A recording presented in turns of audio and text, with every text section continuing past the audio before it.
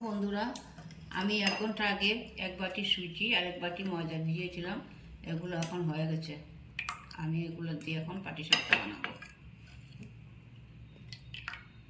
নারকেল কুড়িয়েছিলাম, নারকেল আর চিনি দিয়ে আশিয়েছি। তো এটা নারকেলটা আমি পাটিসাপটার ভিতরে পুর দিয়ে দেবো। এটা পুর বানিয়েছি। আমি এখানে তেল ব্রাশ করে নিলাম। এখন পিঠাগুলো বানাবো। আমি এখানে সরষের তেল ইউজ করেছি, তোমরা ইচ্ছা করলে সাদা তেলও ইউজ করতে পারবে।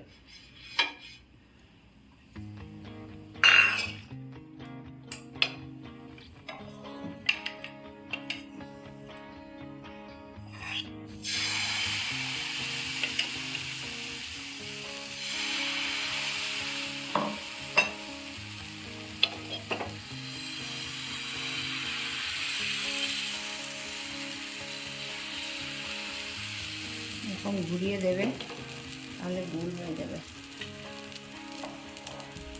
এখন একটু হয়ে গেলে আমি ওটাতে নারকেলের পুর দেবো।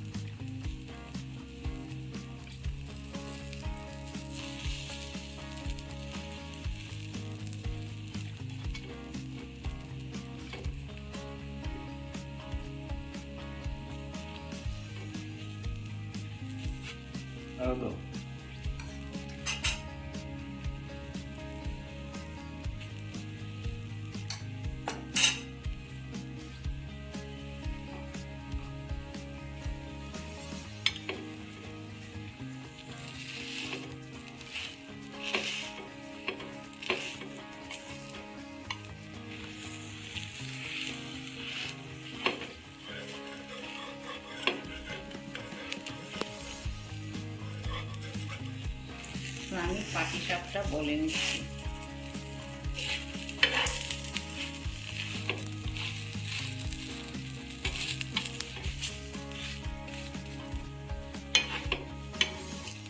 নারকেলের পুর দিয়ে দিলাম তবে।